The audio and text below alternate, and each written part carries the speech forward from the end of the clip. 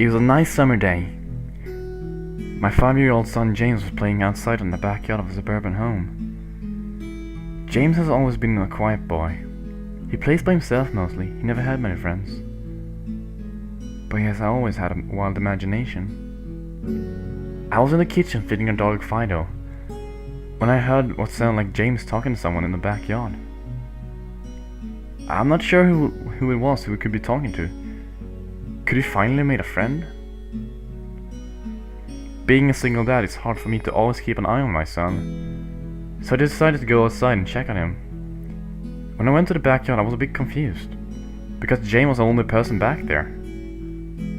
Was he talking to himself? I could have sworn I heard another voice. "James, it's time to come inside!" I called out to him. He came inside and sat down on the kitchen table. It was about lunchtime, so I decided to make him a turkey sandwich. "James, who were you talking to out there?" I asked. James looked up for a moment. "I was playing with my new friend," he said, smiling. I poured him some milk and continued to pry, as a good father would. "Does your friend have a name?"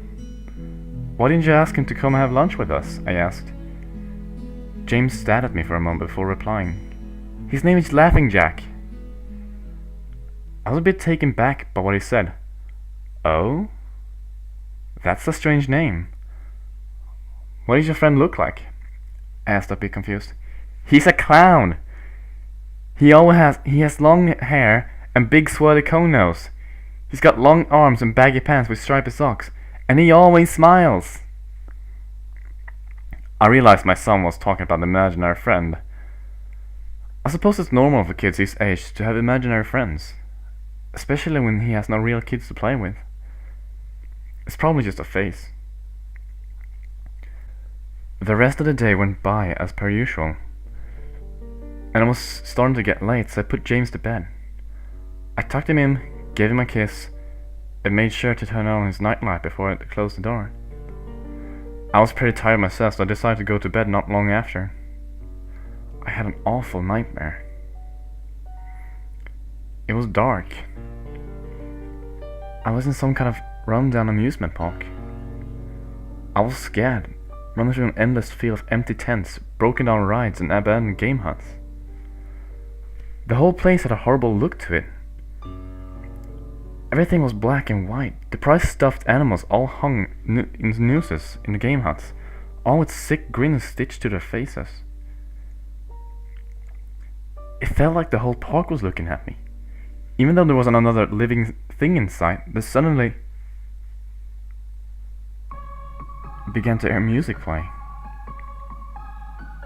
The sounds of Pop Goes the Weasel were being played by a squeeze box echoed through the park. It was hypnotizing. I followed its tune to the circus tent almost in a trance, unable to stop my legs from moving forward. It was pitch black. The only light came from a single spotlight shining in the center of the big top. As I walked toward the light, the music slowed down. I found myself singing, unable to stop. All around the mulberry bush, the monkey chased the weasel. The monkey thought it was all in good fun.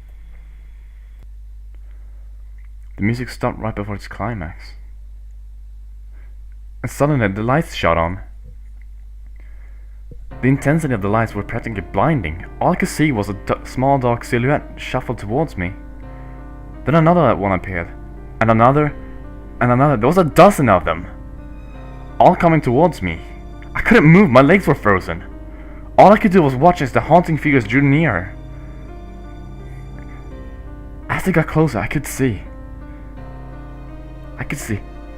They were children! As I looked at each one, I noticed that they were all horribly disfigured and mutilated. Some had cuts all over the bodies, others severely burnt, and others with missing limbs, even eyes! The children enveloped me, clawing at my flesh, dragging me to the ground and tearing inside me. As the children tore me apart, and I faded away, all I could hear was laughter. horrible, awful, evil laughter. I woke up the next morning in a cold sweat. After taking a few deep breaths, I looked over and saw that 3 of James' action figures were positioned facing me on top of my nightstand. I sighed. James had probably woken up early and put these there. I gathered up the toys and made my way to James' room. However, when I opened the door, James was sound asleep. I just shrugged and placed the toys back into his toy box and headed out to the living room. A little while later, James woke up and I made him his breakfast. He was quiet and seemed a bit groggy. Perhaps he didn't sleep well either. I decided to ask him about the toys. "James, did you put the toys in Daddy's room this morning?" His eyes shot up at me for a moment, then quickly glanced back down at his cereal. "Laughing Jack did it." I rolled my eyes and responded, "Well, you tell Laughing Jack to keep the toys in your room." James nodded and finished up his breakfast, then decided to go out play in the backyard.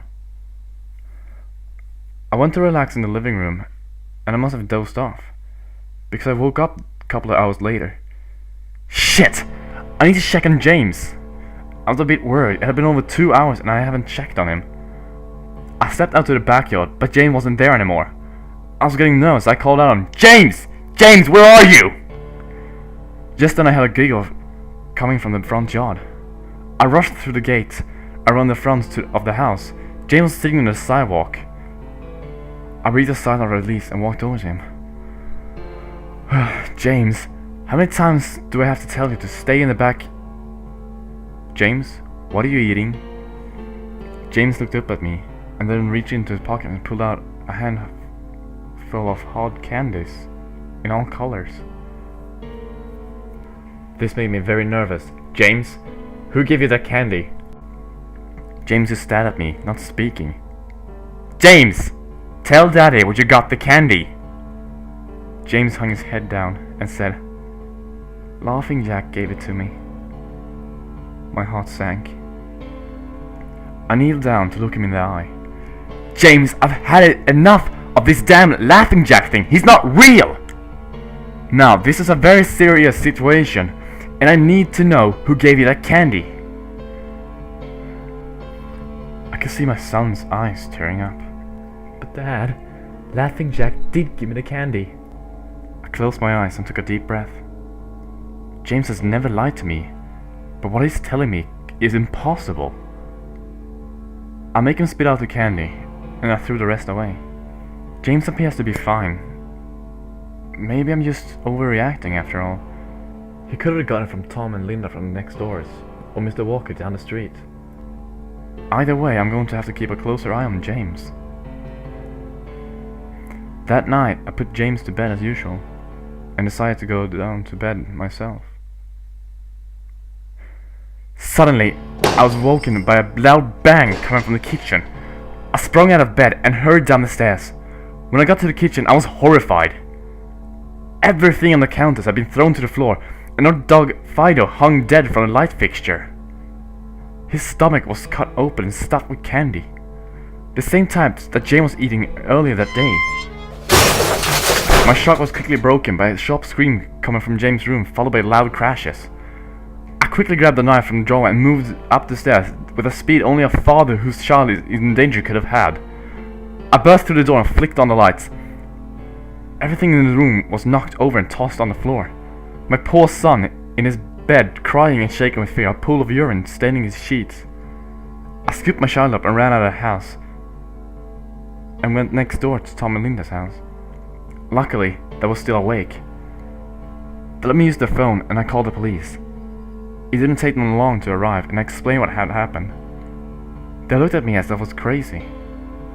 They searched the house, but all they found was a dead dog and 2 trashed rooms.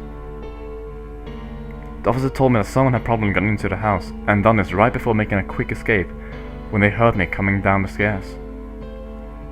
I knew it wasn't true. All the doors were locked, and none of the windows were open.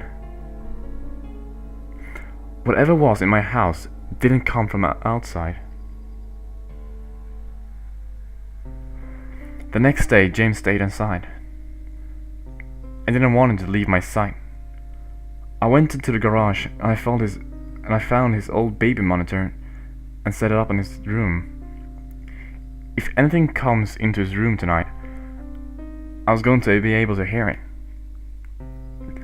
I went to the kitchen and grabbed the largest knife from the drawer and put it on my nightstand. Imaginary friend or not, I'm not letting anything hurt my little boy. Soon enough, night came. I put James to bed, and he was afraid. But I promised him that I wasn't going to let anything happen to him. I tucked him in and gave him a kiss and turned on the nightlight. Before closing the door, I whispered to him, "Good night, James. I love you." I tried to stay up as long as I could, but after a few hours I felt myself drifting off. My baby would be safe for the night and I needed to sleep.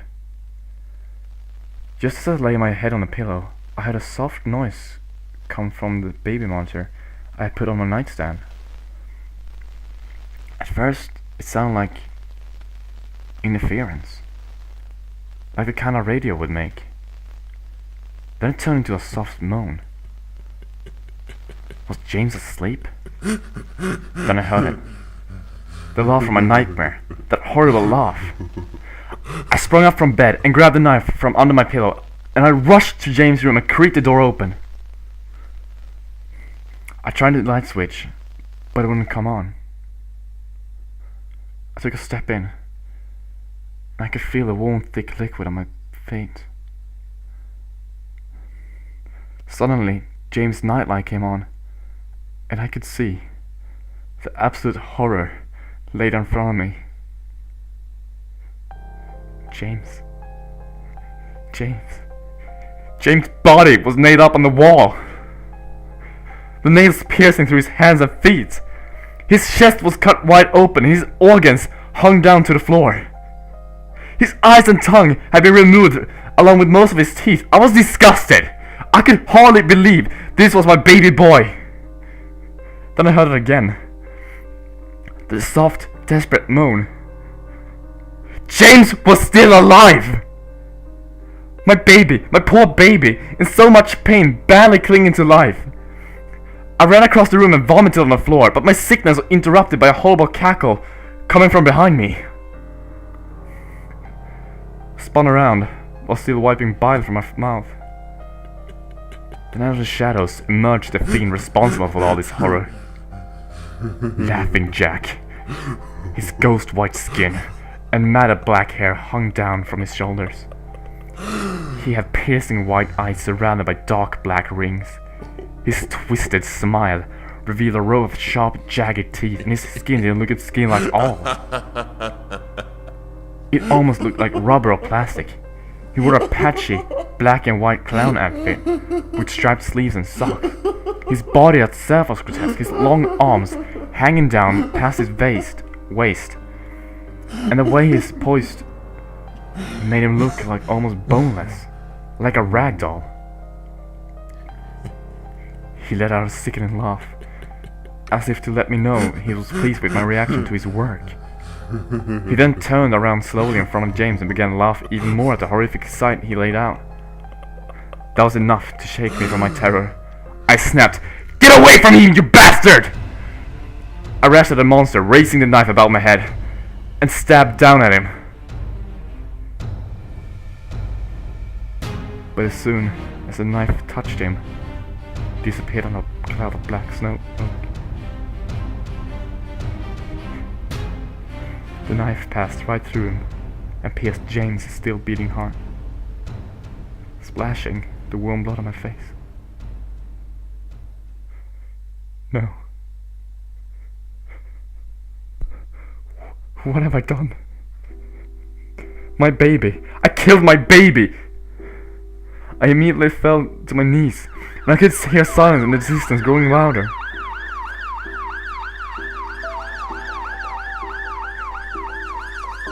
My boy. My sweet baby boy. I promised I would protect you. But I failed. Sorry, James. I'm so sorry. Police soon arrived to find me in front of my son, still wielding the knife covered in my baby's blood. The trial was short. Insanity.